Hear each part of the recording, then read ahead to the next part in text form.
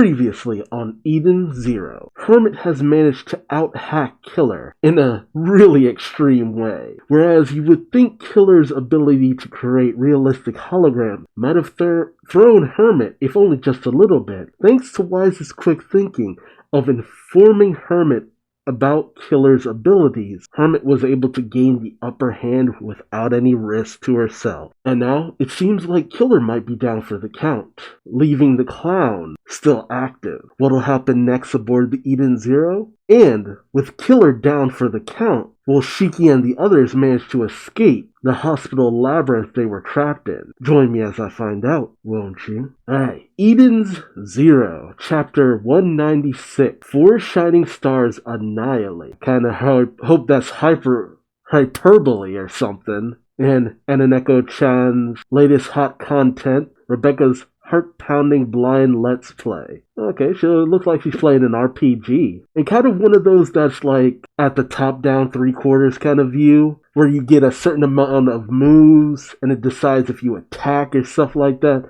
It actually looks pretty interesting. Hell, I'd watch it. Hermit's out cheating is on an entirely different level. And you see Killer on the ground, smoking. Has her battle with Killer of the 4 Dark Stars reached its end? I don't know how to feel about you questioning that. Killer's on the ground, broken and beaten, saying weakly, "This can't be. I am superior to Hermit. My CPU performance is higher." Just like a gamer to be like, "Oh, my output is so much better than yours." If you ain't got the skills, your hardware don't mean shit. And Hermit responds, "In terms of performance, you're right. But we're inside Eden Zero. I can add the ship's computing power to mine through the network." Oh, really? So you attacked her in the domain she's strongest in. Not a smart move for the smartest of the Dark Stars. Oh, holy shit! Killer smiles, says, "Oh, I see," types something out on his keyboard, and with a sadistic grin says, "Then let's call this a draw." And then it looks as though he explodes. Oh shit. Hermit says, "He self-destructed?" But then she looks at her hand. I think she's being infected by something. She says, "What is this? It's him. He's trying to get inside me. Giggity?" And she screams in terror. Holy shit. And then Killer's voice rings out inside Hermit's mind. "You're not just going to die. I'm gonna destroy your heart." What? To go so far as to even destroy himself. You know, for Ziggy wanting to create a universe where robots come out on top, he sure is willing to sacrifice a lot of them very easily. Oh, meanwhile, back in the hospital subspace, we see Shiki, Wise, Happy, and Pino running throughout the hospital. And then suddenly, the walls around them start to collapse. Much to their surprise, Shiki questions, "What's that?" And Wise says, "Gross." Pino exposits, "Perhaps something has happened to the one who created this space." Happy worries, though. We're running out of floor. Come on." Wise points off into the distance. "Shiki, over there." Oh, we see Rebecca being held up by tendrils of dark energy from the clown. She looks to still be unconscious. Shiki goes racing towards her through the distorted, crumbling space as quickly as he can. Pino worries. "Why, son? The state of this space is very serious." Wise says, "Just a little longer." Happy realizes Rebecca's getting sucked in, but Shiki reaches out for Rebecca with his ether gear, shouting, "I'm gonna save you," and uses his gravity manipulation abilities to draw Rebecca towards him. Yeah, he's done it. He's managed to grab Rebecca out of the subspace before she could be pulled in. Shiki asks Rebecca, "You alright?" And all Rebecca can do is weakly say, "Shiki?" Wise, seeing that Rebecca is safe, types away at his keyboard shouting, "Now! Canceling subspace program!" Deleting the very space around them,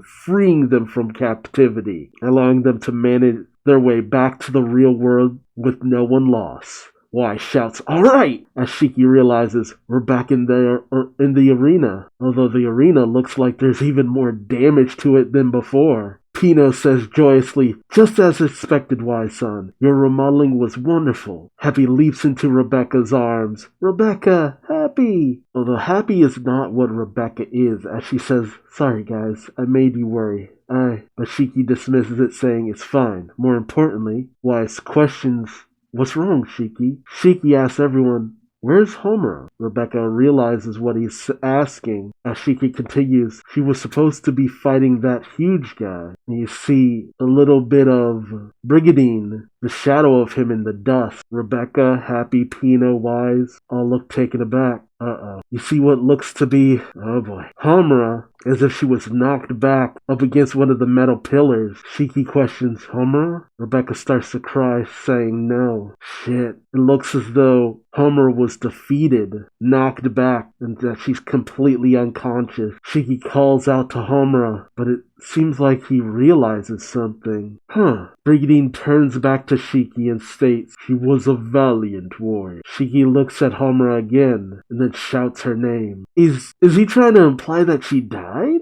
No. See, that's how I know this is fake. There's no way we would just off Homura off screen. There's something more to this. So either Homura is going to stand and fight once again, or this is a misdirection. Because Homura is too important and too cool of a character to just be off screen. I mean, this is a great way of building dramatic tension, but I don't buy it. You kind of had me for a second there. Like, part of me is just like it'd be pretty intense if she had lost like an arm or something. That would have been like, holy shit. But no, I don't buy it. Meanwhile, as the Bath of Edens has been completely destroyed by Clown, in the standoff between him and Sister, Clown states, there are those who say that we machines are alive.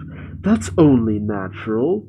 Then, it's only natural then that death awaits for machines as well. Sister questions, excuse me? Try saying stuff that makes sense. Clown continues to exposit. So what counts as a machine's death, I wonder? System failure? Total loss? Why neither? We are dead when we cannot execute even a single command. That makes us less than human garbage. Clown shouts as he races towards Sister, swiping away at her. The Sister forms an energy chain? That she whips at Clown with. But he manages to narrowly dodge each and every one of her attacks that she unleashes. And he manages to go in on her with a single punch. But Sister manages to wrap her chain around Clown's wrists, dragging him and flinging him across the ground. Sister questions, and what kind of command did Ziggy-sama give you? Clown simply states, the 4 shining stars elimination. Sister states, really? Looks to me like you already screwed up. Clown states, oh, have we? Witches already no more. Hermit was contaminated by Killer. Even Homura is dead. Sister is shocked, and as Clown begins to transform, he says, I dare say, you're the last one left? Oh shit. And he transforms into his battle dress mode. Sister states in disbelief, Hermit's been contaminated. Homura's dead. What?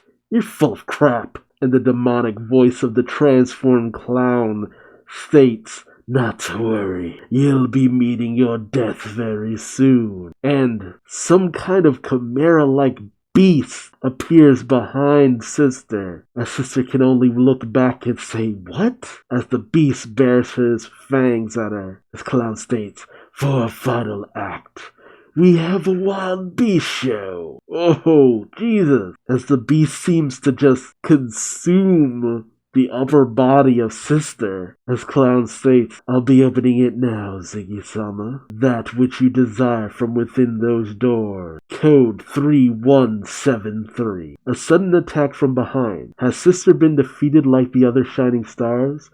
And the 4 dark stars' true goal is Eden Zero's greatest secret. Ethereum, to be continued in chapter 197, Self-Confidence. So it's been pointed out to me in the past, 3173, upside down says Ellie, like from Rave Master. Is that something to do with time travel? Maybe someone who can restore the shining stars? Like, it's really hard to tell when Mashima puts in those references what they exactly mean. Because, just like in a previous video, I talked about how each of the ships of the Eurasian says Eurasian says Interstellar, each of their ships is based off of a member of the Eurasian says from Fairy Tale, Racer, Hot Eye, so on and so forth. So how deep this reference goes is anyone's guess, but there's no way they've all been just taken out like this.